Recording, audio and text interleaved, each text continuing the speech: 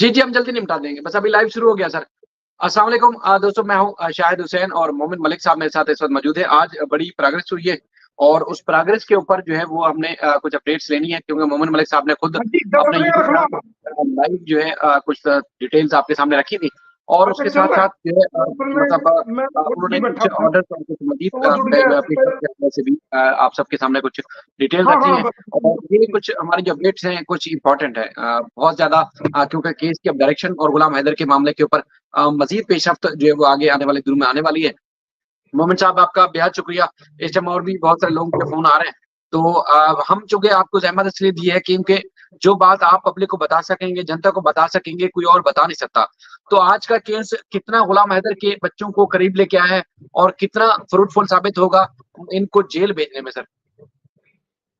देखिए, जैसे कि आप सभी को पता है कि सीमा हैदर ने ये कहा था कि मैंने सचिन से शादी कर ली है नेपाल के अंदर पशुपतिनाथ मंदिर में। और जब जमानत लेने का वक्त आया तो वहां गुलाम हैदर की वाइफ बन गई, अंडरटेकिंग दी, गुलाम हैदर की वाइफ बन के अंडरटेकिंग दी और तमाम कागजात पे और पुलिस एफआईआर में भी खुद को गुलाम हैदर की वाइफ बताया और डॉक्यूमेंट में है भी वाइफ, इसमें कोई शक भी नहीं है। लेकिन जैसे ही जमानत मिली तो कहने लगी साहब हम तो सचिन से शादी कर चुके 1 साल पहले हुँ। और उसकी एनिवर्सरी भी मनाई, तो हमने उसके नाम का सिंदूर भी लगाया और खुद को उसकी वाइफ सोशल मीडिया पे, इलेक्ट्रॉनिक मीडिया, प्रिंट मीडिया पे इसने कहा। अब चूंकि गुलाम हैदर के पास कोई ऑप्शन नहीं था कानूनी लड़ाई लड़ने का, तो वो बेचारा सऊदी अरब से अपने देश में पाकिस्तान आया, वहां से फिर वो आपको मिला, आप उनको लेकर के अंसार बन्नी साहब के पास गए। अंसार बन्नी साहब ने मुझे अप्रोच किया, जैसा कि वो मेरे मित्र हैं बहुत पुराने। तो मैंने इस केस को सबसे पहले, आपने देखा होगा, सबसे पहले मैंने इसको फील्ड में जाकर के 0 पॉइंट से मैंने इसको देखा कि इसमें क्या हो रहा है और सब जगह इसको पढ़ा, समझा, एफआईआर ली, कोर्ट में सब साफ करने के बाद समझ जा के ये केस है क्या। तो हमने रिसेंटली, जैसा कि पता है आप सभी को, 1 डेढ़ महीना पहले, 1 सवा महीना पहले इनको एक लीगल नोटिस दिया था। 3 करोड़ रुपए का सीमा हैदर को एक लीगल नोटिस दिया था कि आप किस बेसिस पे, किस आधार पे आप खुद को, किस आधार पे आप खुद को सचिन की वाइफ बता रही हैं,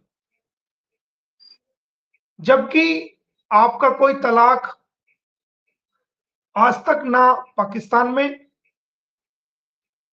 और ना ही इंडिया में या किसी भी मुल्क में शरीयत के रूप में किसी काजी साहब के यहाँ या किसी कोर्ट ऑफ लॉ में कहीं पर भी तलाक नहीं हुआ।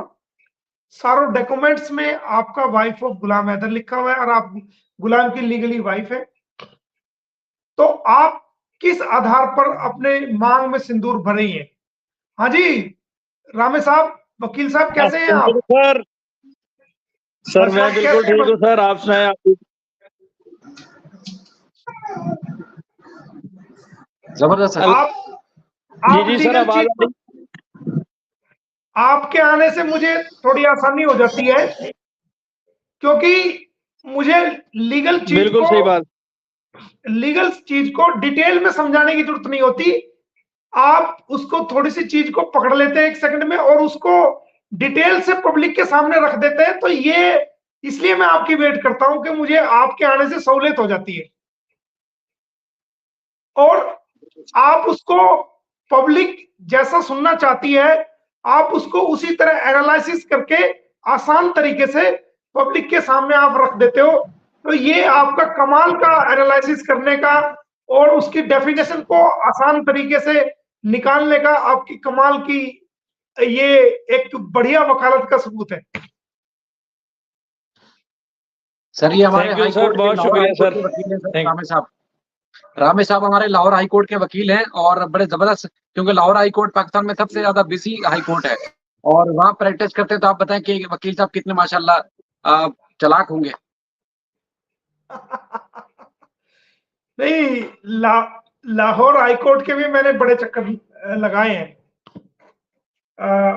जी लाहौर हाईकोर्ट से मैं वाकिफ हूँ अच्छी तरह, और सर। बड़े चक्कर लगाए हैं।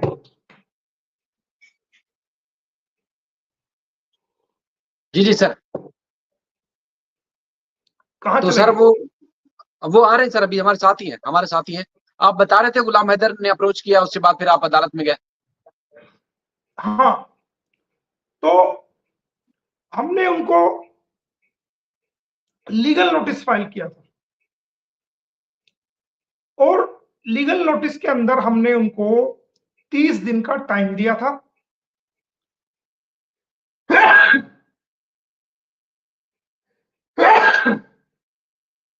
असल में सुबह जल्दी निकलना पड़ता है ना, जी जी और सर। रात को लेट तक, दूर दूर सफर तक, आज भी गौतम बुद्ध नगर तक, और सारा सुबह आपके जिले में जा रहा हूँ, हिसार में। कल, अच्छा। हाँ, कल एक मेरा मर्डर केस लगा हुआ है उधर, तो सुबह सुबह ही जल्दी 4-5 बजे निकल जाऊंगा, क्योंकि यहाँ से काफी दूर है।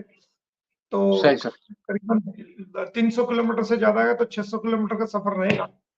जी जी तो जी जी।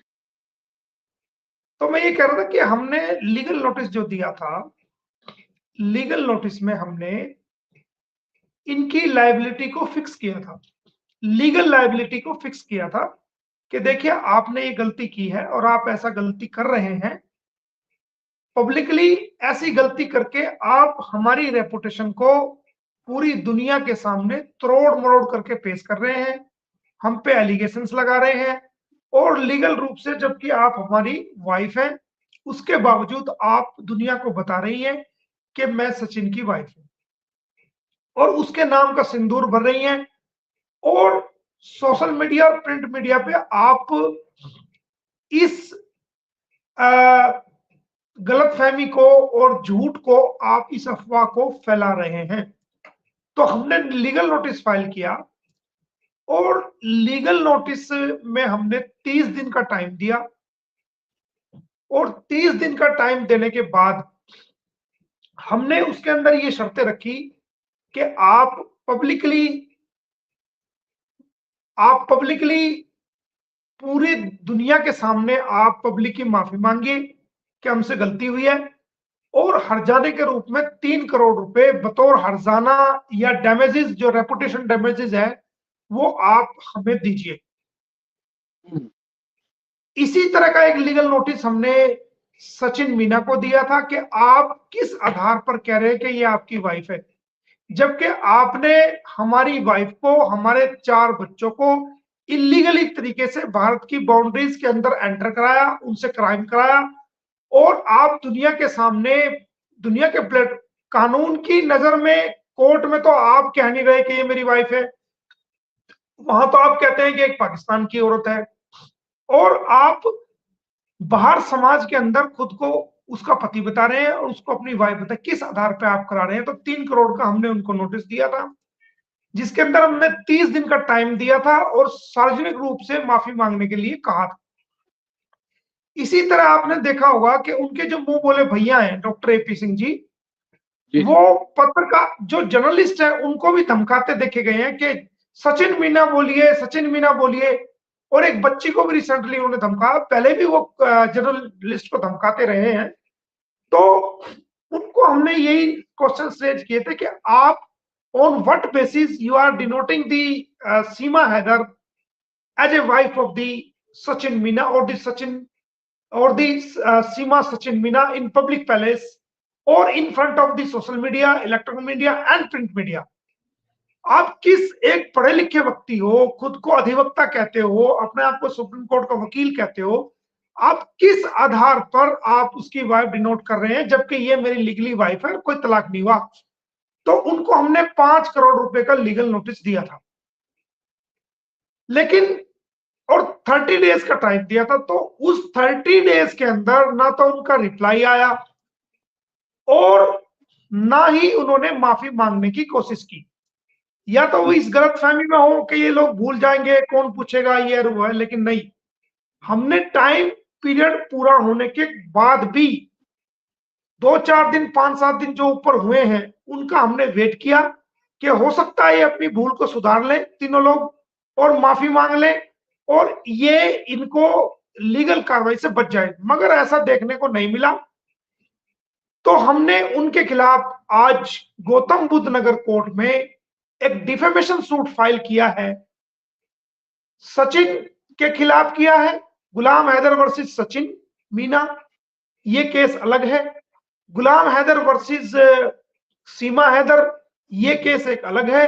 और Ghulam Haider versus doctor AP Singh, ये 3 हमने क्रिमिनल केस जो डेफेमेशन केस है वो हमने फाइल किए हैं, जिनको फाइल करने के दौरान जज साहब ने बाकायदा इस केस पे आर्गुमेंट हमारे सुने हैं, रीजन सुने हैं, और हमने माननीय न्यायालय को, ऑनरेबल कोर्ट को ये बताया है कि सर ये हमारी लीगल वाइफ है, इसका हमारा तलाक नहीं हुआ है और बिना तलाक के ये इलीगल रिलेशन में रह रही है। तो हमने, और इसने सेल्फ डिक्लेरेशन किया है कि मैंने 2023 में शादी कर ली है और 24 में उसकी एनिवर्सरी मनाई है। हमने इन दोनों पॉइंट्स को, ये कहती है कि हमने धर्म चेंज कर लिया, हमने इन तीनों पॉइंट्स को और कई पॉइंट्स और भी है, उनको हमने एक सूट के जरिए से सेक्शन 11 हिंदू लॉ 1955 की सेक्शन 11 और section 6 unlawful conversion act 2021, UP unlawful conversion act 2021, इन 2 सेक्शंस के अंदर हमने सूट फाइल किया है फैमिली कोर्ट में। और माननीय सेशन जज साहब, प्रिंसिपल सेशन जज साहब ने हमारे सूट को एडमिट किया है और इनको नोटिस जारी किया है। तो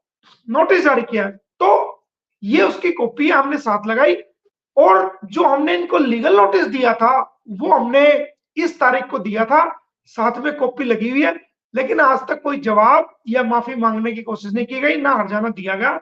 लिहाजा अब इनकी लीगल जो अपॉर्चुनिटी थी वो लैप्स हो चुकी है और हम इंटाइटल हैं उनके खिलाफ लीगल कार्रवाई करने के लिए। सो हमने ये सूट फाइल किया डेफेमेशन का।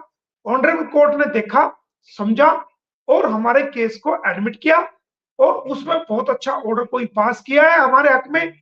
वो हमें कल तक सर्टिफाइड कॉपी मिल जाएगी, तो वो हम आपको कल बताएंगे। सही है।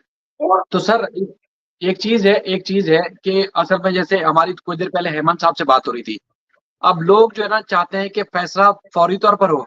हेमंत साहब का ये मौक़िफ़ है कि जितने ज्यादा केसेस फाइल करेंगे उतना ज्यादा समय लग जाएगा गुलाम हैदर के बच्चे उन तक पहुंचने में। उस पर आपका क्या कहना है?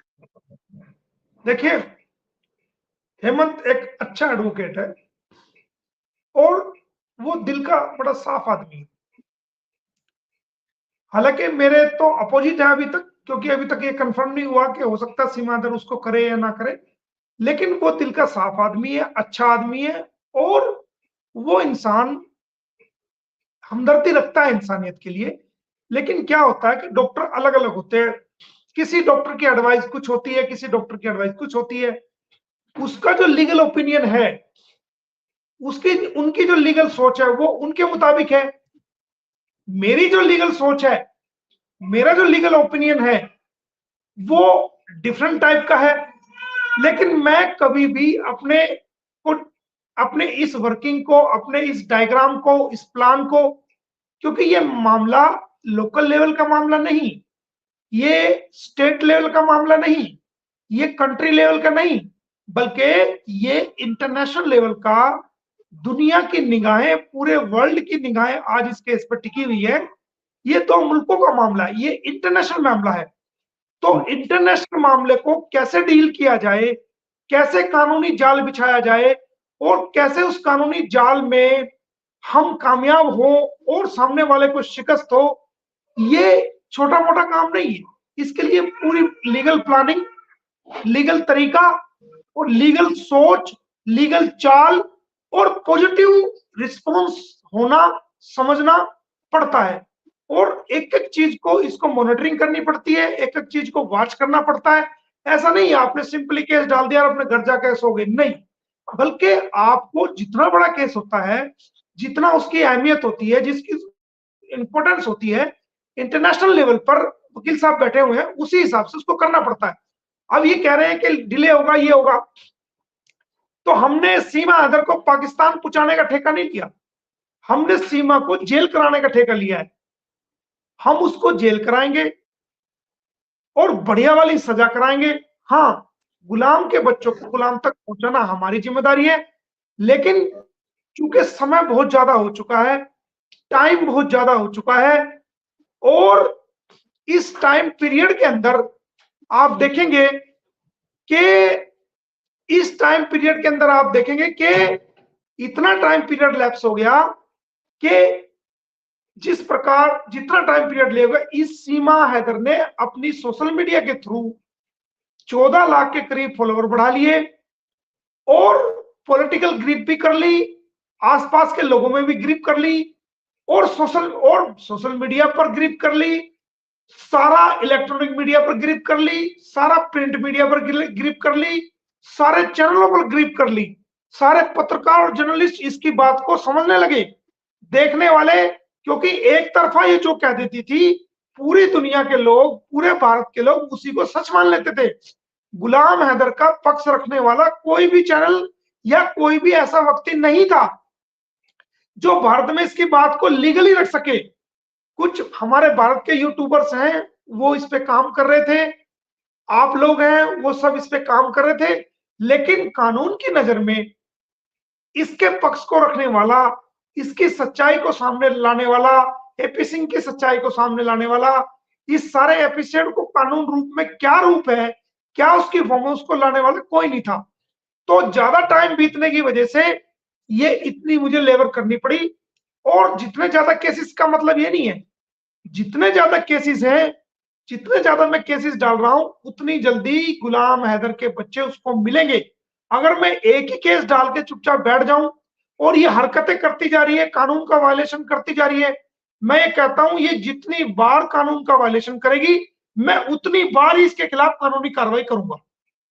सर, आप कह रहे थे कि सीमा के साथ बड़ी शक्ति है, बहुत ज्यादा।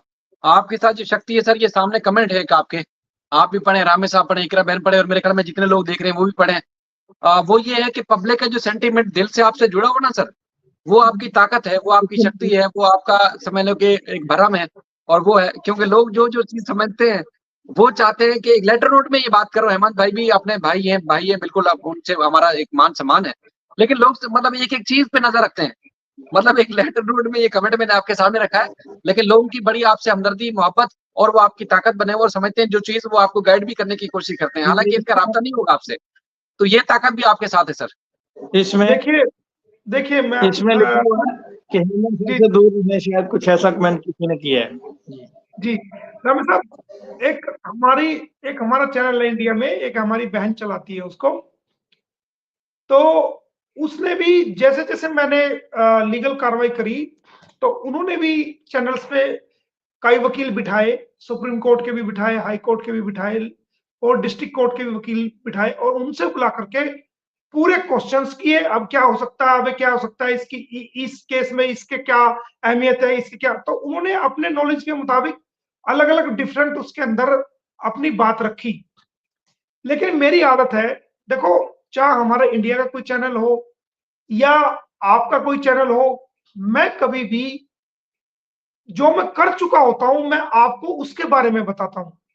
अगर मैं ऐसे खोल खोल करके बात बताने लगूं कि ये अब ये होगा जी, अब मैं ये करूंगा जी, उसका ये फायदा होगा जी, तो उससे मेरी जो पॉलिसी है, मेरी जो लीगल बैटल है, वो लीक हो जाएगी, और जो सामने वाला व्यक्ति है वो होशियार हो जाएगा। इसलिए मेरी मजबूरी है कि ना तो मैं आपके चैनल पे बता पाता हूं, और ना जो हमारे इंडिया के चैनल है उन पे ये बात बता पाता हूं, क्योंकि मुझे कानूनी जवाबदेही मेरी है, अदालत में मेरी कानूनी जवाबदेही है, इंडिया के यूट्यूबरों के प्रति मेरी जवाबदेही है, आप लोगों के जो यूट्यूबर्स हैं जो इस लड़ाई को लड़ रहे हैं इंसानियत के नाते, उनके प्रति जवाबदेही है, अंसार बर्नी साहब के प्रति जवाबदेही है, गुलाम हैदर के प्रति जवाबदेही है, हमारे देश की जनता, माए बहनें जितने भी हैं उनके प्रति जवाबदेही है। और मेरे यार दोस्त जो वकील हैं, जो दुनिया के लोग देख रहे हैं, वो सब क्वेश्चंस करते हैं। तो ये लीगल जवाबदेही है, तो उसको बड़ा सोच समझ के चलना पड़ता है। सवाल ये नहीं कि ज्यादा केस डाल दिए, कम केस डाल दिए, नहीं, वो तो मुझे पता है ना, करके मुझे देना है, करके मुझे देना है। जो अहमद भाई है वो अपने हिसाब से सही हो सकते हैं, लेकिन जो मेरी लीगल पॉलिसी है वो मेरी लीगल पॉलिसी उस लेवल से बहुत आगे की है। सर इकरा बहन आपसे सवाल करेंगी। जी इकरा आप सुन पा रही हैं तो सवाल कीजिएगा।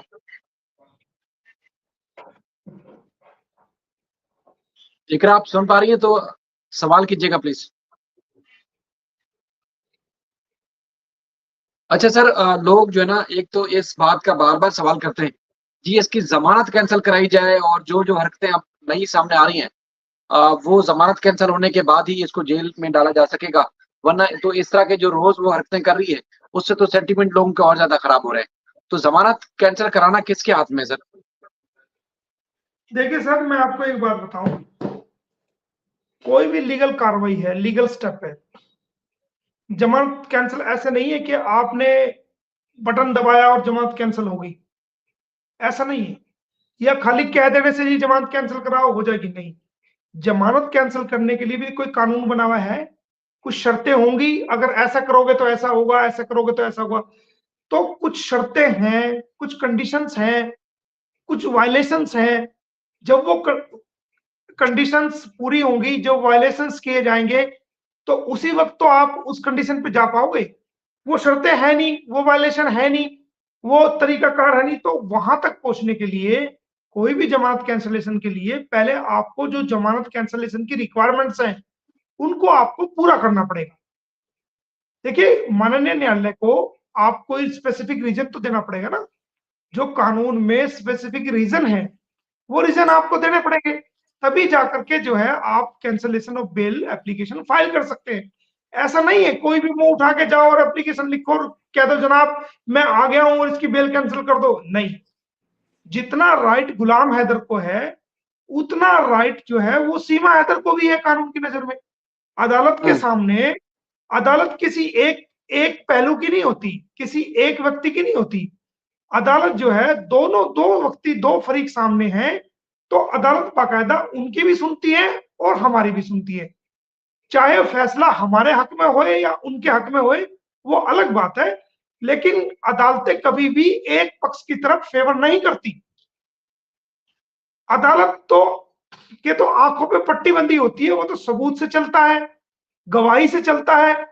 तो जो दोनों पार्टी में सबूत जिसके पुख्ता होंगे, मजबूत होंगे, गवाही जिसकी मजबूत होगी और जिसका लीगल एक्सपेक्ट मजबूत होगा और जिसके डॉक्यूमेंट्स पूरे होंगे या जो कंसिडर करेंगे कानून की नजरों में, वो लोग जीतते हैं। तो मैं एक एप्लीकेशन ले जाके रख दूंगा जनाब कैंसिल कर दो, तो ये कोई कोई ऐसा प्लेटफॉर्म नहीं है कि आप जाओ और बटन दबाओ और कैंसिल हो जाएगी, नहीं। उसके लिए आपको बहुत कुछ करना पड़ेगा और वो वर्किंग मेरी फर्स्ट डे से चल रही है। लेकिन मैंने आपको कई बार बताया, आपकी जनसंख्या, आपकी देखने वालों को भी बताया कि तीखी नजर से, पैनी नजर से मेरी हर एक एक पॉइंट्स पर मेरी नजर है, एक एक पॉइंट्स पर मैंने काम किया हुआ है। लेकिन मैं जब तक नहीं बताता जब तक कि उस पर कोई अमल ना हो जाए, ये एक बहुत बड़ी वजह है। उसके लिए आपको थोड़ा वेट करना पड़ेगा। हम न्यायिक सिस्टम कहीं का भी हो, न्यायिक सिस्टम जो लीगल प्रोसीडिंग्स है उसमें समय लगता है, उसमें टाइम लगता है। वो ऐसा नहीं है कि जाओ जनाब बटन दबाओ और फौरन हो गया, नहीं। एक लीगल प्रोसीडिंग है, उसको अडॉप्ट करना पड़ता है, उसको पूरा करना पड़ता है। रामे साहब, सर इकरा बहन आप सवाल करेंगे। फैसल भाई। अस्सलाम वालेकुम सर, कैसे हैं आप? ठीक है? हाँ जी फैसल साहब, कैसे हो? ठीक हो? अल्लाह का शुक्र, अल्हम्दुलिल्लाह।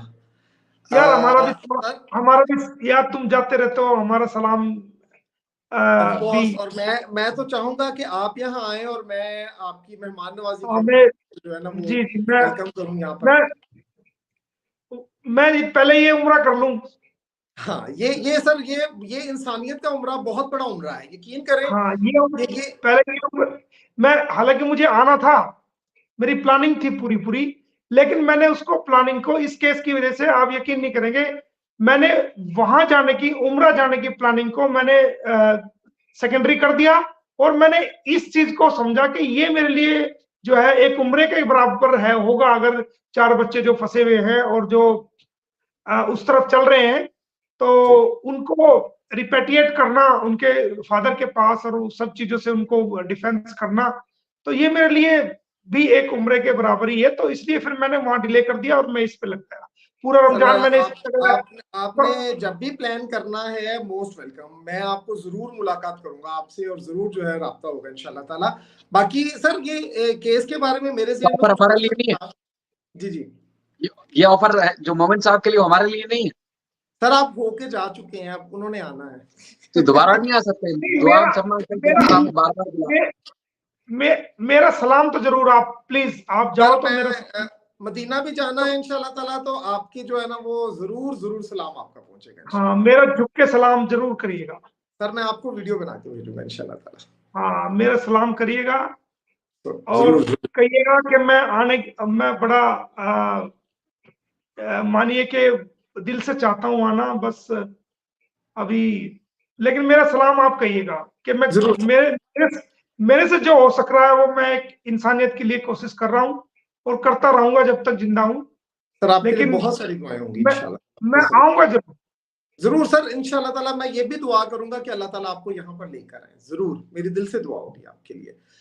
सर केस के हवाले से अगर हम थोड़ी बात करें तो फॉर एग्जांपल इस वक्त उनके वकील कौन है, ये क्वेश्चन ज़हन में आता है कि अदालती कार्रवाई शुरू हो रही है और दूसरी पार्टी की तरफ से एपी सिंह का तो हमें ये बड़ा क्लियर हो गया है कि वो किसी तरह से भी उनकी वकालतनामा नहीं है, कोई चीज भी नहीं है। तो क्या हेमंत सर ही जो है वो प्रेजेंट में वकील है उनके? देखिए, जो स्टेट केस चल रहा है, जो जहां से जमानत हुई है, उसमें तो हेमंत साहब का ही वकालतनामा है, उनका अभी तक नहीं आया। हाँ, मैंने जो केस ये 27 जो लगी हुई है, 5 लगी हुई है, इसमें वो अपना वकालतनामा दे सकते हैं, लेकिन उस पर मैं ऑब्जेक्शन करूंगा क्योंकि वो खुद उसके अंदर पार्टी है। और जब व्यक्ति खुद पार्टी होता है तो उसको राइट नहीं होता कि वो वकालत करे उसमें। एज ए पर्सन वो कर सकते हैं, लेकिन वो करेंगे तो हम उसको अपोज करेंगे। और जो हमने डिफेमेशन का केस डाला है, इसमें खुद मुलजिम है एक केस में वो, और दूसरे केस में वो हो सकता है कि सीमा हैदर की तरफ से पेश हो और उसकी जमानत कराए, क्योंकि इन केसेस में इनको तीनों लोगों को अपनी जमानत करानी पड़ेगी। जब ऑनरेबल कोर्ट इनको नोटिस इशू करेगा, इनके वारंट जारी करेगा और इनके समन जारी करेगा, तो वहां पर तीनों लोगों को अपनी जमानत करानी पड़ेगी। बिल्कुल सही, बिल्कुल सही। इकरा बहन, आप कोई क्वेश्चन करना चाहती हैं तो? अस्सलाम वालेकुम, आवाज आ रही है? जी आपकी आवाज।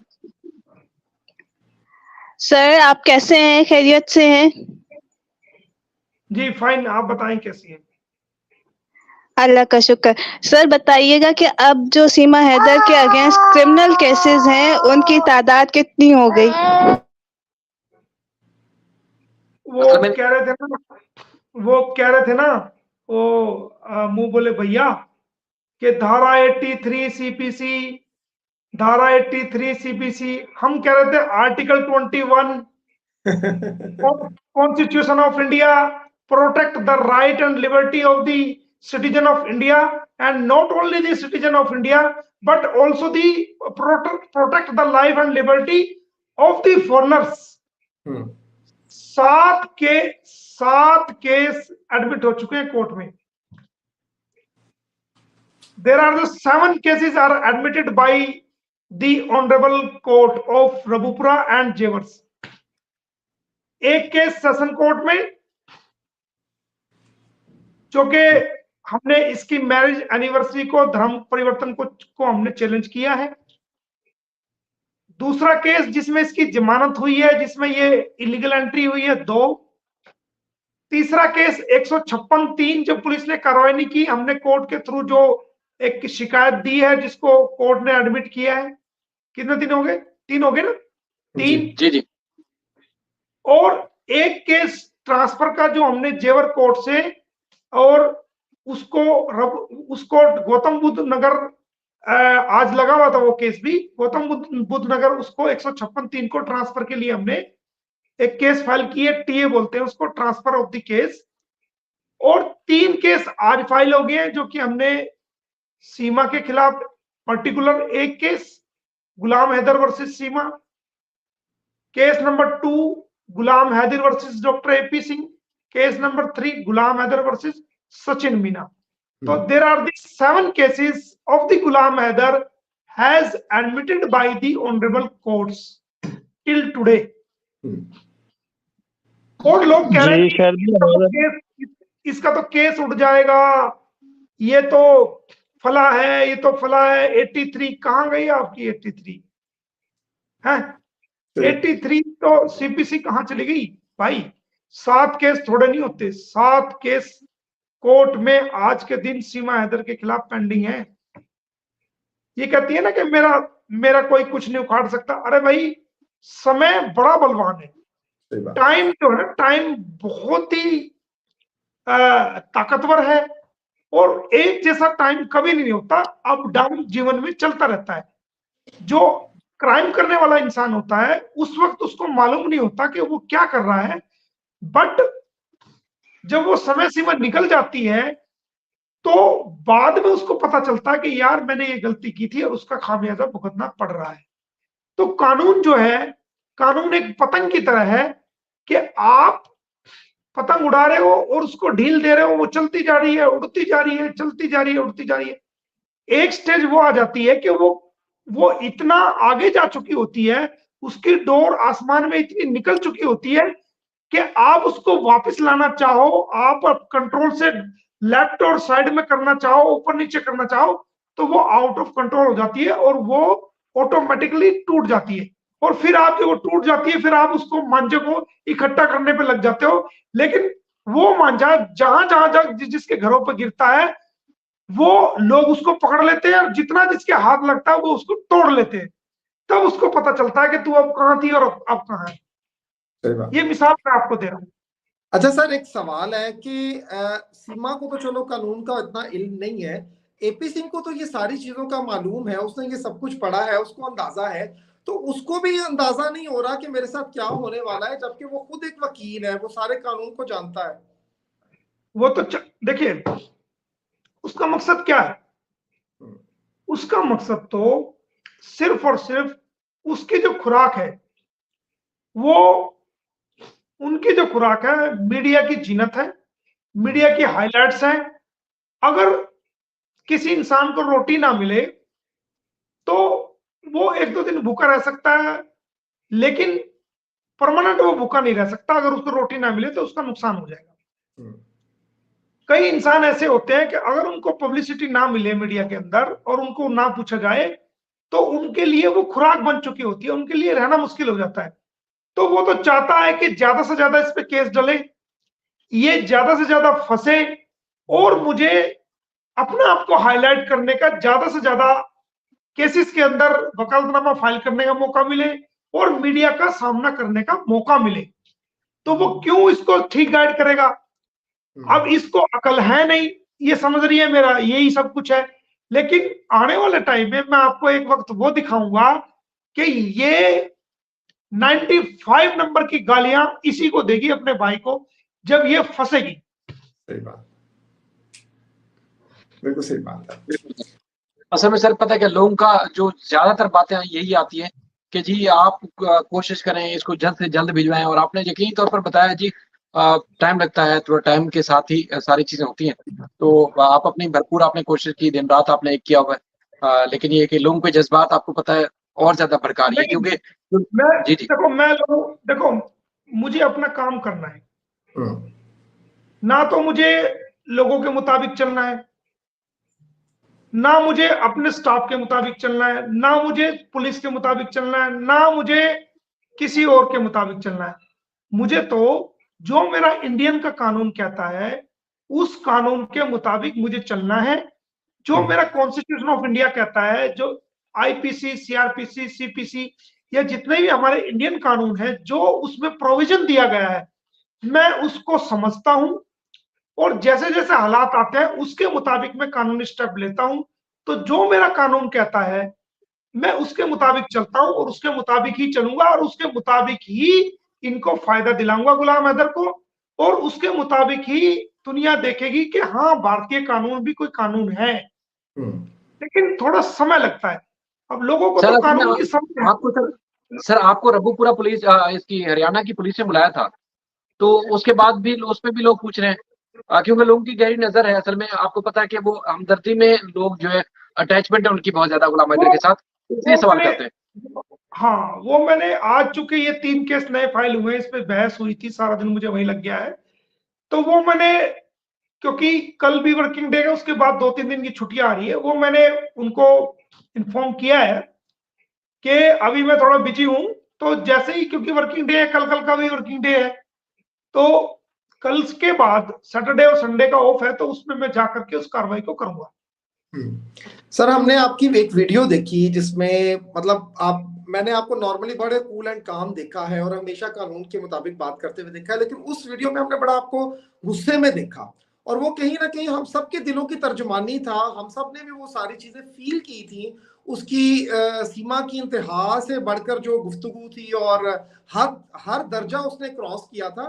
तो बड़ा एक मतलब आपका हमने देखा, आपको जिस तरह से अंदर से फील हो रही थी वो सारी बातें, तो उसको आप किस तरह से देखते हैं कि मतलब इस तरह के काम करना और सेंटिमेंट्स को पर्टिकुलरली किसी खास तरह के रिलीजन को लेकर टारगेट करना? देखिए, मैं भारत में रहता हूं, मैं अपने हिंदू भाइयों के साथ बचपन से खेला हूं। उनकी रोटी मैंने खाई है, मेरी रोटी उन्होंने खाई है, स्कूल में साथ गया हूं, घर में उठ बैठ उनकी मेरे रही है, मेरी उनके रही है, बचपन साथ गुजरा है, जवानी साथ गुजरी है, साथ काम करते हैं, मोहब्बत है, भाईचारा है, एक दूसरे के सुख में दुख में हम खड़े होते हैं, मेरे भी खड़े होते हैं और मैं भी उनके खड़ा होता हूं, हारी में बीमारी में। हम हिंदू और मुस्लिम समाज के लोग हमारे भारत में, हम स्पिरिचुअली एक दूसरे से जुड़े हुए हैं, चाहे हमारे मजहब अलग हैं और हमारे धर्म अलग हैं, लेकिन हम जो है एक दूसरे से स्पिरिचुअल रूप से जुड़े हुए हैं। हम ना हिंदुओं के बगैर रह सकते हैं, और जो हमारे हिंदू भाई हैं ना वो हमारे बगैर रह सकते हैं। हम एक दूसरे से प्यार करते हैं, एक दूसरे की इज्जत करते हैं, मोहब्बत करते हैं। तो जब कोई इंसान ऐसे प्यार को, ऐसी मोहब्बत को, ऐसे आपस के लगाव को, तो कम्युनिटी के अंदर कोई ऐसा फसाद पैदा करे या ऐसा बयान पब्लिक करे जिससे दो समुदाय के अंदर नफरत पैदा हो जाए या लड़ाई पैदा हो जाए या कोई द्वेष पैदा हो जाए, तो उससे बड़ा नालायक इंसान मैं किसी को नहीं समझता। तो मुझे गुस्सा ये था कि ये क्या बयान है, आप बयान दे रहे हो कि मुसलमानों के प्रति बयान दे रहे हो, आप हिंदू सनातन के बारे में बयान दे रहे हो, और आप हद पार करके आप काबा शरीफ के बारे में भी बयानबाजी कर रहे हो। किसने पूछा था? आपने किसी ने आपसे क्वेश्चन तो पूछा नहीं कि वहां कौन था या कौन नहीं है, या पहले कौन था या कौन नहीं है, किसी ने क्वेश्चन नहीं किया ना आपसे। तो आप या तो कोई स्क्रिप्ट कोई दे रहा है, आपका मुंह बोला भाई दे रहा है, या कोई और दे रहा है, हमें नहीं पता कौन दे रहा है, आप उसमें बोल रहे हो। अगर कोई स्क्रिप्ट आपको नहीं दे रहा, तो हमने या किसी व्यक्ति ने आपसे सवाल नहीं किया, तो आप यहाँ पर भारत में इलीगल तरीके से आए हो, आपके खिलाफ एफआईआर दर्ज है, आप एक ट्रायल फेस कर रहे हो और आप मुजरिम हो, आपकी इन्वेस्टिगेशन चल रही है, जांच चल रही है, तो आप कंडीशनल बेल मिली हुई है, तो आपको क्या राइट है हमारे भारत के कल्चर के बारे में गलत बयानी करने का, या कोई ऐसा बयान जारी करने का जिससे हिंदू भाई भी भड़क जाए और मुसलमान भाई भी भड़क जाए, या दोनों लोगों के धार्मिक हस्तक्षेप हो, या धार्मिक उनके धर्म को, या उनको कोई इंटरनल चोट पहुंचे, या उनको कोई उनके धर्म के प्रति कोई ऐसी बात महसूस हो जिससे उनको ठेस पहुंचे। तो ऐसा राइट तो इंडियन को भी नहीं है। तो आप तो पाकिस्तान से आई हुई एक इलीगल ट्रेसपासर्स है, आपको क्या राइट है? और आप किस हैसियत से कह रही है कि मैं हिंदुस्तानी हूं? अरे भाई, हिंदुस्तानी आप कहां होगी? हिंदुस्तानी बनने के लिए हिंदुस्तान के संस्कृति को, हिंदुस्तान के रहने वाले लोगों के दिल को आपको समझना पड़ेगा कि भारत के लोग कौन हैं, भारत की संस्कृति क्या है। ये नहीं है कि आप रील बना के बेशर्मी पैदा करके और आप प्यार के नाम पे ढोंग करके उसको पब्लिक कर रही हैं, उसको सोशल मीडिया पे डाल रही है। आपको प्यार करना है, आप अपना दरवाजा बंद करो, अंदर जो मर्जी करो, कौन देखने आ रहा है। लेकिन आप बच्चों के सामने अश्लील हरकतें कर करके गंदा प्यार के नाम पे आप दुनिया को दिखा रही हैं, तो उससे हमारे समाज की बहन बेटियों पर भी असर पड़ता है। और एक परिवार में कई लोग इकट्ठे होते हैं, अगर कोई ऐसे सीन या कोई सामने आ जाए तो वो शर्मिंदगी का शिकार होते हैं। तो इसको ना हमारे हिंदू भाई अच्छा समझ रहे हैं, ना हमारे मुस्लिम भाई समझ रहे हैं, ना कोई और। तो ये जो इसने बयान दिया, ये समाज को तोड़ने वाला बयान था, सोसाइटी में मतभेद पैदा करने वाला बयान था, सोसाइटी के अंदर एक तोड़ और नफरत को का माहौल बनाने जैसा एक बयान था।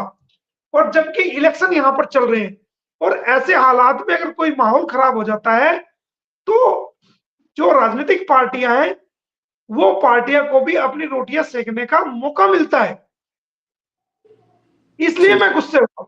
बिल्कुल सही। और अच्छा, अगर मैं गुस्से ना होता, अगर मैं इसका सख्ती से जवाब ना देता, तो ये दोबारा फिर ऐसी हरकत करती।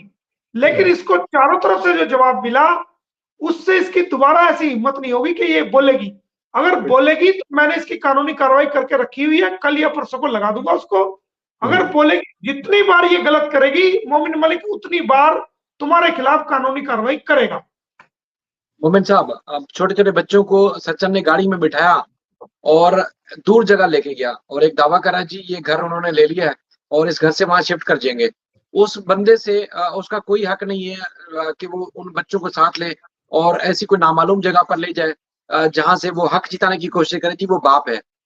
इस सारे काम को आप किस नजर से देखते हैं और इस काम से रोकना कैसे जाएगा, कैसे रोका जा सकता है कि ये इस तरह की हरकत ना करे? क्योंकि आजकल के जो एक समाज में चल रहा है, हमारे माशरे में, जो पाकिस्तान या इंडिया में कहीं भी, कि इस तरह के काम हो जाते हैं छोटी छोटी मासूम बच्चों के साथ, वो तो ब्लड रिलेशन नहीं है, उसका कोई कानूनी हक नहीं है, तो उसको बच्चों को कैसे महफूज रखा जाए सर? देखिए सर, क्योंकि शेल्टर उसने दिया हुआ है, उसके घर पर रह रही है, तो अगर इस प्रकार की कोई हरकत करता है और उसकी कंप्लेंट भी की जाती है, तो वो खुद जो सीमा हैदर है वो उसका फेवर लेगी और वो कहेगी नहीं ऐसी कोई हरकत नहीं है, ये सरासर इल्जाम है। चाहे ऐसा हकीकत में कोई ऐसी वारदात हो जाए तो उसको देखने के बाद भी ये लेडी ऐसी लेडी है, उसको मना कर देगी, उसका डिफेंस करेगी, क्योंकि ये उस घर में शेल्टर ले रही है, कोई और व्यक्ति उसको रखने वाला नहीं है। समय आएगा ये बच्चे जाएंगे अपने फादर के पास। हम कोशिश कर रहे हैं, जब तक इसके पास कस्टडी है तो उसके बारे में क्या कहा जा सकता है, लेकिन थोड़ा बहुत टाइम लगेगा, हो जाएगा। लेकिन एक चीज है कि ये इस जगह से अगर शिफ्ट होना चाहें, किसी दूसरी जगह जाना चाहें, तो क्या जा सकते हैं? इनको कानून में इजाजत है? पहले कोर्ट में लिख के देना पड़ेगा, इनको परमिशन लेनी पड़ेगी, बाकायदा उसकी सूचना देनी पड़ेगी कोर्ट के अंदर, पुलिस के अंदर सूचना देनी पड़ेगी। उसके बाद तो उसके उस बाद केस में आप भी पार्टी, उस केस में तो आप भी पार्टी है सर, मतलब गुलाम हैदर की तरफ से? तो हम उसका अपोज करेंगे, उसका हम अपोज करेंगे। ठीक है सर, मेरे ख्याल में आप कहीं जाना चाहते हैं? उसका अपोज करेंगे, उसकी वेरिफिकेशन कराएंगे, उसका अपोज कर, क्योंकि उसके अंदर अब हम वो एफआईआर जो दर्ज हुई है पुलिस डिपार्टमेंट के एक अधिकारी के बयान पे दर्ज हुई है, लेकिन हमारे उस केस के अंदर आने से अब हम उसमें डायरेक्ट पार्टी हो गए हैं। उस केस के अंदर हम डायरेक्ट पार्टी हो गए हैं, हमारा वकालतनामा आ गया है और हमने जो कराची के अंदर जो पुलिस रिपोर्ट लिखवाई गई है उसकी कॉपी भी कोर्ट में हमने दे दी है, साथ लगा दी है।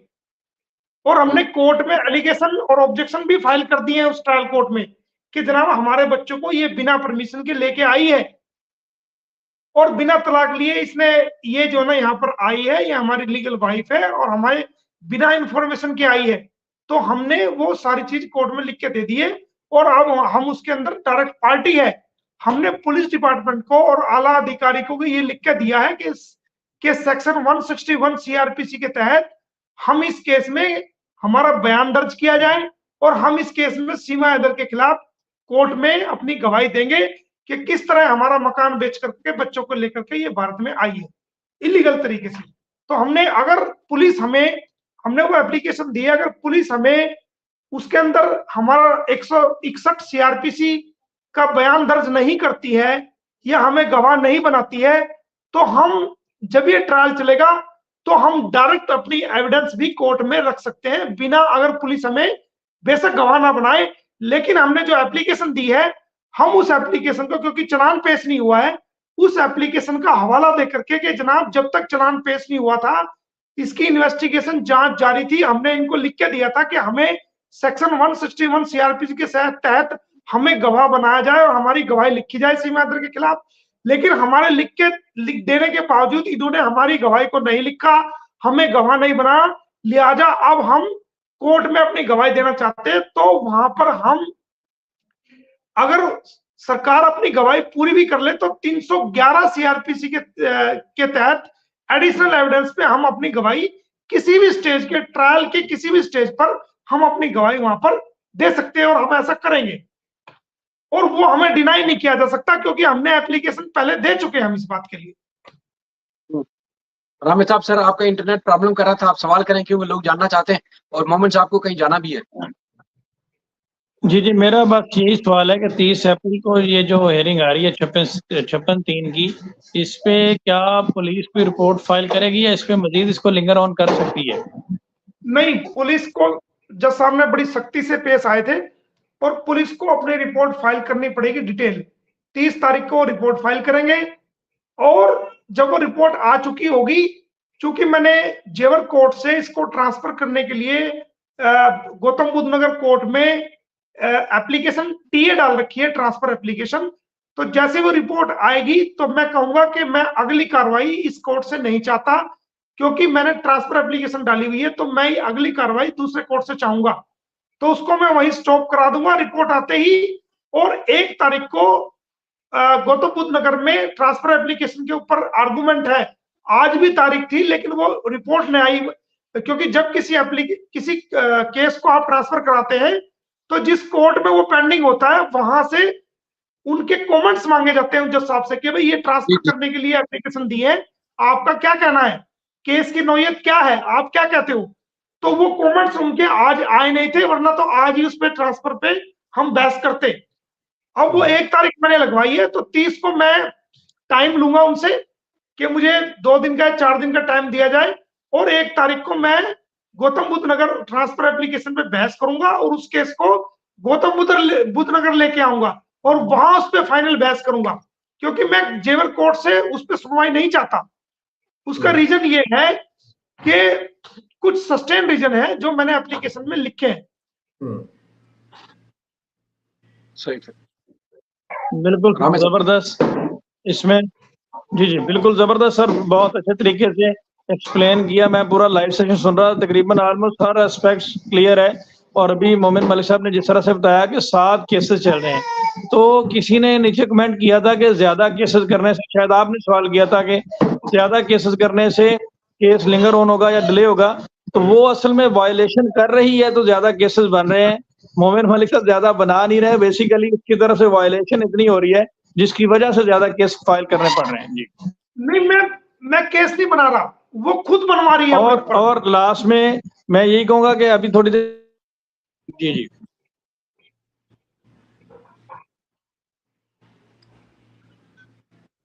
राम जी साहब सर, आप बोले बात सर। करें। जी मैं बस लास्ट में यही कहूंगा कि अभी मोमिन मलिक साहब कह रहे थे कि 83 कहाँ गया, तो उस वक्त इंटरनेट प्रॉब्लम कर रहा था। मैं ये कहना चाहता था कि 83 को तो छोड़ें, वो 83 वाले जो भाई थे वो खुद ही नजर नहीं आ रहे कि वो कहाँ गए। हम तो ये सोच रहे हैं कि वो कहाँ गए जो हर रोज नजर आते थे वहां पे। उसने ऑफिस ही उसको घर को बनाया हुआ था, वो खुद ही नहीं नजर आ रहे। 83 तो बहुत दूर की बात है। जो हमने एक एप्लीकेशन दी थी कि इसको मिलने से रोका जाए, तो प्रशासन ने उस पर कार्रवाई की है कि रोज रोज नहीं आ सकता। हाँ, उस पर कार्रवाई हुई है, तो रोज रोज नहीं आ सकता। स्पेशल कोई जरूरत है तो उसका कानून बताएगा कि ये जरूरत है इसलिए मुझे आना पड़ा, तो आ सकता है। जैसे पहले रोज रोज आ रहा था, जो हमने मिलने पर रोक लगाने के लिए कहा था उस पर कार्रवाई हुई है। सर ये आपने बड़ा गलत कर दिया कि नशेई को नशे से रोक दिया। देखिए, वो नशा जो है ना, वो गलत पॉइंट पे जाकर लेना चाह रहा है। सही बात। वो प्लेटफॉर्म किसी और का है, समझ गए मेरी बात? अपने प्लेटफॉर्म पे जाए, कहीं भी दूसरे का प्लेटफॉर्म इस्तेमाल करना गलत है ना, अमानत में ख्यानत है ना। बिल्कुल सही है। बिल्कुल सही अमानत बात है। में ख्याल अच्छा नहीं सर, करने एक देंगे। एक सवाल ना ना हम अमानत में ख्याल किसी की करते और ना करने देंगे। बिल्कुल सही सही है ना, समझ गए होंगे ना आप। बिल्कुल सही। बिल्कुल सही कह रहे हैं। अच्छा, इसका मतलब है सर वो सस्ता नशा करना चाह रहे हैं। नहीं चलो, मुझे तो नशे का, क्योंकि आज तक आपको यकीन नहीं होगा कि ना मैंने आज तक जिंदगी में पान, बीड़ी, सिगरेट, तंबाकू, मुझे दारू, जिंदगी मुझे पता ही नहीं नशा होता क्या है। मैंने आज तक होठ हाथ भी नहीं लगाया, तो मुझे नॉलेज नहीं है इस बारे में। इसलिए तो नशा करने वालों के दुश्मन बने अच्छा, हुए ना सर आप। मेरा सर आपसे सवाल ये है कि जिस तरह से ये दो ममालिक के दौरान एक कंट्रोवर्सी फैला रही है, जैसे कि अब बड़ा चालाकी से वो कह रही है कि ये हिंदुस्तान का मामला है और मैं हिंदुस्तानी बन चुकी हूँ, और इतनी सफाई के साथ लोगों को बेवकूफ बना रही है। तो ऐसा आप ऑलरेडी उसको एक्शन ले चुके हैं सोशल मीडिया के हवाले से, तो क्या जैसे यहाँ पे हमारे पाकिस्तान में ये होता है कि जब कोई ऐसा मामला होता है तो हमारे पास कॉन्स्टिट्यूशनल रिट जुरिसडिक्शन में हम हाई कोर्ट चले जाते हैं कोई रिस्ट्रेनिंग ऑर्डर लेने के लिए या कुछ ऐसा, तो इसके ऊपर कोई रोक लगाने के लिए कोई रिस्ट्रेनिंग ऑर्डर किसी जगह से हम ऐसा कोई मामला कर सकते हैं इस केस में? Sir, all things are ready. Suit for restitutions are already ready, but under consideration. तो जैसे ही मैं कहता हूं, सुई से लेकर एडी से लेकर चोटी तक एक एक पॉइंट पर पैनी नजर है, एक एक पॉइंट पर केसेस मैंने किए हुए हैं। लेकिन मेरी ये है कि उसको पॉलिसी को मैं नहीं कर पाता जब तक उसके अंदर कोई पॉजिटिव ऑर्डर ना हो जाए। उस पॉइंट्स के ऊपर आपको जल्दी सुनने को बिल्कुल मिलेगा। सही। ये सब चीजें मेरी नजर में है। मैंने एक अपना पूरा डायग्राम बना रखा है। 7 केसेस फाइल हो चुके हैं, 7। There are 7 cases are admitted by the Honorable Courts of Ghulam Haider। 7 cases मायने रखते हैं भाई साहब। 7 केसेस, बंदा अपने मुल्क में बैठा है, बंदे ने साइन नहीं करे, कुछ नहीं, पावर ऑफ अटॉर्नी के व्यापित 7 केसेस आज के टाइम में ऑनरेबल कोर्ट में हैं, और जिनकी डेट्स लगी हुई है, ऑनलाइन कोई भी देख सकता है। 7 केसेस मायने रखते हैं, और 7 केसेस बिल्कुल सही एडमिट बात। हो चुके हैं, सारे एडमिट, सब पे बिल्कुल फर्दर ऑर्डर पास हो चुका है। तो ये तो एक केस की बात कर रहे हैं, 7 केसेस, 7 मोमेंट टोटल साहब 8 थे, मोमेंट साहब टोटल 8 थे, बल्कि 9 केस थे। 2 केस मैंने विड्रॉ किए हैं, एक क्योंकि मैंने वो जो 2 केस डाले थे, वो मैंने अगले मजीद केसों में एविडेंस पैदा करने के लिए 2 केस मैंने फाइल किए थे, और जब वो एडमिट हो गए तो मैंने कोई पॉइंट का हवाला देकर के वो केस विड्रॉ कर लिए, और उन डॉक्यूमेंट्स को मैंने अगले केस में यूज किया लीगल चाल के तहत। समझ रहे मेरी बात? तो अब तक 9 केस डल चुके हैं, 9, और 9 में से 2 मैंने विड्रॉ करे हैं लीगल पॉलिसी के तहत। 7 केस आज के टाइम में पेंडिंग है गुलाम हैदर के, सीमा हैदर के खिलाफ। 7 केस। ये कहती है ना कि मेरा क्या उखाड़ लोगे, भाई जेल के मच्छर आपका बाल भी उखाड़ेंगे और आपकी खाल भी उखाड़ेंगे, इतने मोटे मोटे मच्छर हैं, आपको पता चल जाएगा। मोमेंट साहब सर, एक चीज है कि जैसे आपका जो आज वाला सूट था, इसमें आपने अदालत से ये कहा है अपने प्रेयर में कि गुलाम हैदर के बच्चों को सचिन के बच्चे ना पुकारा जाए, स्टे दिया जाए। स्टे किससे मुताल्लिक आपने बात की है कि सीमा को सचिन की बीवी ना पुकारा जाए? नहीं, ये डेफिनेटली आज जो 3 हुआ, डेफिनेटली सूट है। मेरी वाइफ को कैसे आप अपना बता रहे हो, लेकिन फर्दर रोका जाए? नहीं, वो अलग से, वो आपको वेट करना पड़ेगा।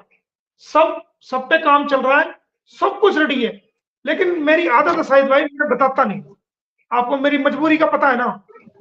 असल में शायद भाई मेरा भी यही सवाल था, लेकिन मैं थोड़ा वो क्लैरिटी से कर नहीं सका जिस तरह से आपने किया जी। अल्फाज का तो बदलता, सवाल मेरा भी यही था जी। क्योंकि देखो, ये जो केस आज डले हैं, जब ये एडमिट हो गए, जब ऑर्डर पास हो गया, काम मेरा है ना रामेश साहब सर, आपका काम आपका है, मेरा काम मेरा ना सर। मुझे पता ना कि शॉर्टकट कैसे खेलना है सर। लेकिन मैं आपको बताऊंगा नहीं, आप कितनी भी कोशिश कर लो। जी। ये बात भी पक्की। लेकिन सर पता है क्या, आप बहुत रुचि मानते हैं सर वैसे। नहीं, जब बताऊं, सुनो मैं बताऊंगा। देखो हम सबका एक ही उद्देश्य है, एक ही एम है कि किस तरह हम बच्चों को रिपेट्रिएट कराएं, गुलाम हैदर को मिले और इसमें पॉजिटिव कार्रवाई हो। चूंकि ये मामला हम 5 लोगों के बीच में नहीं है, इसको दुनिया देख रही है, सारे दुनिया के लोग देख रहे हैं और वो दूसरी पार्टी भी देख रही है इंटरेस्ट लेकर के, वो सब बैठे हुए हैं, सब देख रहे हैं। तो देखो जब तक कोई पॉजिटिव ऑर्डर ना हो जाए, जब तक उसको बताना ठीक नहीं है, क्योंकि उसमें फिर बहुत सारी मुश्किलात पैदा करते हैं। आपको पता है सेकंड पार्टी पहुंची है वहां कापी मांगने के लिए कोर्ट में। अच्छा, जो 27/5 को जो केस लगा हुआ है, वो केस की कापी मांगने के लिए जनाब पहुंचे हैं, उनका उनके हवाले से कोई ना कोई। लेकिन इसका मतलब नोटिस मिल गया सर उनको, नोटिस मिल गया। हाँ पहुंचे, वो इंफॉर्मेशन मेरे तक आई है और उन्होंने सख्ती से ये कहा है कि भाई फाइल जो है वो जज साहब के अपने निजी अलमीरा में है, क्योंकि जो इस तरह के मैटर होते हैं वो सेंसिटिव मैटर है और वो आम लोग कोई नहीं दे सकता उनको। तो वहां मतलब लोग पहुंचे, पहुंचने सर ये कहा होगा ना कि भाई कोशिश, इसको फाइल की कॉपी ले, कॉपी को छोड़े, पहले आप जिस डेट को बुलाया गया है पहले आए, उस दिन आपको कॉपी मिल हाँ जाएगी। यही कहा गया कि आप पेश होइए, जब आप पेश होगे तो कॉपी मिलेगी आपको। सर आपका टाइम बहुत ले लिया है और चूंकि हमारी जो डिबेट चलती है सर वो हमेशा पॉजिटिव वे में और लीगल मामला पे चलती है। असल में पता है कि जैसे आप कह रहे थे ना कि सवाल ऐसे क्यों होते हैं, सर यकीन माने देखिए हमें अगर बुरा बोले ना तो कोई मसला नहीं है। अब उसने कल एक वीडियो शेयर की, मुझे उस पर बड़ा दुख हुआ। जाती तौर पर आज हमने फैसल भाई के चैनल पे हमने काफी डिबेट भी की। सर वो कहती जी जितने यूट्यूब पे लोग बात करते हैं वो मेरे नाम से पल रहे हैं और वो कुत्ते हैं। आज उसने एक वीडियो कल वीडियो शाम में लगाई जिसमें कुत्तों को खाना खिला रही है, यानी कि वो जो लोग बात करते हैं उसमें उनको उसको सबको कुत्ता करार दे दिया सर उसने। तो इसका मतलब ये है कि वो इतनी आजाद है कि वो उनके ना मुंह बोले भैया को कुछ नजर आता है, ना पुलिस अधिकारियों को कुछ नजर आता है, ना कहीं और किसी को नजर आता है। इसलिए हमें तकलीफ होती है कि क्यों सबको क्यों बोल रही है सर। वो फील करने की जरूरत नहीं है, फेडअप हो गई है बुरी तरीके से, नींद उड़ गई है, फेडअप हो गई है, टेंशन है, बहुत बड़ी फिक्र है और पता है कि अगला ठिकाना कहाँ है। तो वो टेंशन में अब वो जहनी जो उसका बैलेंस है वो कहीं ना कहीं कभी इधर की बात करेगा कि उसको आप बुरा ना मानो, क्योंकि टाइम नजदीक है ना, टाइम बहुत ही नजदीक है। जिस हिसाब से हमने वर्किंग की है तेजी के साथ, मेहनत के साथ, और ऑनरेबल कोर्ट ने हमें सुना है और हमारी सभी चीजों को एक्सेप्ट किया है, तो टाइम बहुत नजदीक है। वो दिखाने की कोशिश करिए मैं तो नॉर्मल हूँ, जिंदगी अच्छी जी रही हूँ, ये कर रही हूँ, वो कर रही हूँ, थोड़े दिन की बात है। आप भी यही हैं, हम भी यही हैं। उसकी देखो, बीमार आदमी कोई होता है तो डॉक्टर को अगर गाली दे दे तो डॉक्टर उसका इलाज करना नहीं छोड़ता। अगर कितनी भी बुरी गालियां दे दो तो वो डॉक्टर इलाज करता है। दूसरी बात, ये हमारे फैसल ये बैठे हैं भाई साहब, फैसल भाई ये टीचर हैं। तो मैं एक मिसाल देता हूं कि एग्जामिनेशन हॉल में जो टेबल्स लगी रहती हैं और उसमें स्टूडेंट, अगर टीचर उसके बिल्कुल पास खड़ा है और ये देख रहा है कि ये स्टूडेंट पेपर में लिख क्या रहा है और ऐसे उसको पढ़ भी रहा है, तो वो अगर स्टूडेंट ये लिखता है कि ये जो टीचर खड़ा है मेरे पास, ये साला उल्लू का पट्टा है, ये गधा है, ये मुझे क्यों देख रहा है, मैं बाहर निकलते ही इसकी हड्डियां तोड़ूंगा, मैं साले का चश्मा फोड़ूंगा, मैं ये करूंगा, वो गालियां भी लिखता है उसको, और वो टीचर देख रहा है ये क्या लिख रहा है। लेकिन उस टीचर की मजबूरी ये है कि वो चाहे गालियां भी लिख रहा है, वो सब पढ़ रहा है कि ये पेपर में क्या लिख रहा है, लेकिन उसको कुछ नहीं कहता, उसको कुछ नहीं कहेगा। उसका रीजन ये है कि वो 3 घंटे के लिए, जो 3 घंटे का पेपर का पीरियड है, उस स्टूडेंट को पूरी छूट है, पूरी आजादी है, वो जो मर्जी वो पेपर को क्वेश्चन पेपर के मुताबिक लिखे या गालियां लिखे या टीचर को बुला भरा कहे या कुछ भी बात लिखे, 3 घंटे उसके हैं। 3 घंटे के बाद जब वो पेपर चेक करने के लिए उस टीचर के पास आएगा तो उसको 0 अंडा देगा, गोल। तो वो उस टीचर की मजबूरी है ना, कुछ नहीं, वो जो गालियां लिख रहा है उस टीचर को और वो देख रहा है लेकिन कुछ बोल नहीं पा रहा, क्योंकि वो 3 घंटे उसके हैं, वो टाइम उसका है। तो जो हम लीगल कार्रवाई कर रहे हैं तो ये समय उसका बोलने का है, बड़बड़ाने का है, और हम कानूनी कार्रवाई कर रहे हैं। लेकिन जब इन कानूनी कार्रवाई का रिजल्ट आएगा तो आपको आंसुओं से रोती हुई आप देखोगे कि कितने आंसुओं से रोएगी और कहीं रहम की कोई गुंजाइश नहीं होगी। चले सर, आपके बाद हम बिल्कुल इस सही नजर से बात है। देखा करें उसको। मोमिन मलिक आपके बाद साहब हम इस नजर से देखा करें सर आपके इस जवाब पे। और रामे साहब 2 साल की सजा है डिफेमेशन केस में। शायद भाई मैं कह रहा हूँ मोमिन मलिक साहब को इजाजत दें। जी जी हाँ, 2 साल की सजा है रामे जी जी साहब, सर। तो 2 साल की सजा है इसमें डिफेमेशन केस में, हाईएस्ट 2 साल की। तो इसमें बेल करानी पड़ेगी सभी को, और इसमें कल ऑर्डर पता लग जाएगा, वो आपको बताएंगे। ठीक है, वो उनका फोन आ रहा है आस्था जी का, तो मैं आपसे इजाजत सर चाहता बिल्कुल, हूँ। उनको ठीक है, उनको चलो हमारी तरफ से नमस्कार, प्रणाम जय हिंद। और चलो जी, आपका बेहद शुक्रिया सर, बेहद शुक्रिया, आपने टाइम दिया। कुछ राम थैंक साहब के यू, मैं थोड़ा सेल्फ पूछना चाह रहा हूँ sir. Thank you sir, thank you. Thank you, okay, जय हिंद। आप जाए सर, आप जाए। और रामेश साहब सर, असल में आप लिफ्ट नहीं कराते और लोग जो है आपको बहुत ज्यादा याद बहुत करते हैं सर। आप बताएं, आप क्यों भाग जाते हैं सर, क्यों लिफ्ट नहीं कराते? सर आज हमारा इंटरनेट प्रॉब्लम कर गया। अभी सोलर पे चल रहे हैं पाकिस्तान में, आपको पता है बिजली नहीं है, ये नहीं है, वो नहीं है, तो आपको पता है फिर जी, जी। उसमें सोलर पे कन्वर्ट होने के लिए थोड़ा टाइम लग जाता है, तो इसलिए आज प्रॉब्लम होगी, ये वजह बनी। नहीं सर, वैसे भी डिस्कनेक्ट रहते हैं ना सर, असल में काफी आपके सिग्नल वैसे भी वीक रहते हैं सर। आप आते नहीं हमारे चैनल पे सर, आप हमारे जितने भी दर्शक हैं वो आपको देखना चाहते हैं।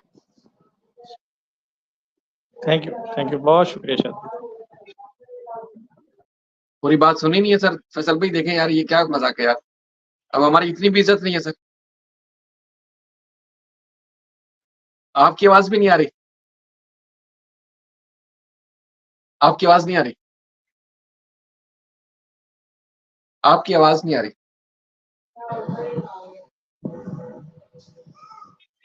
मालूम नहीं, आवाज नहीं आ रही। शायद भाई आपका कोई सवाल था, शायद ये एंड कर रहे हैं। नहीं, मैं मजाक कर रहा था आपसे, मजाक कर रहा था सर, अल्लाह खुश रखे आपको। मजाक कर रहा था सबसे, आप सबसे, फैसल भाई से भी सबसे मजाक कर रहा था। तो वाइंड अप करते हैं सर, इंशाल्लाह फिर बात होगी।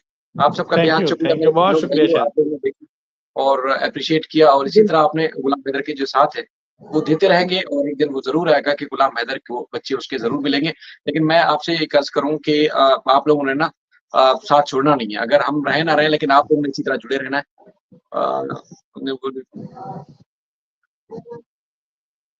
आपका शुक्रिया, आपका भी शुक्रिया, बहुत शुक्रिया सर। ठीक है सर। जरूर जीतेगा, अगर मेहनत करेगा, पाकिस्तान करेगा, इंडिया करेगा, कोई भी करेगा, जीतेगा, और उनकी जीत होनी चाहिए। तो सर इंशाल्लाह फिर हम साथ हैं। मारखोर भाई, आपका भी बेहद शुक्रिया। इसी तरह गुलाम हैदर के साथ जुड़े रहे। अभी असमा के चैनल पे गए हम मोमिन मलिक साहब, और वहां पर बात होगी, और आप देखिएगा, क्योंकि आज जो सीमा की एक वीडियो देखी जिसमें उसने सबको कुत्ता करार दिया है, तो उस पर जो है वो उस पर भरपूर बात करेंगी असमा साहबा। तो आप सब जुड़िए, अपना ख्याल रखिएगा। अल्लाह हाफिज।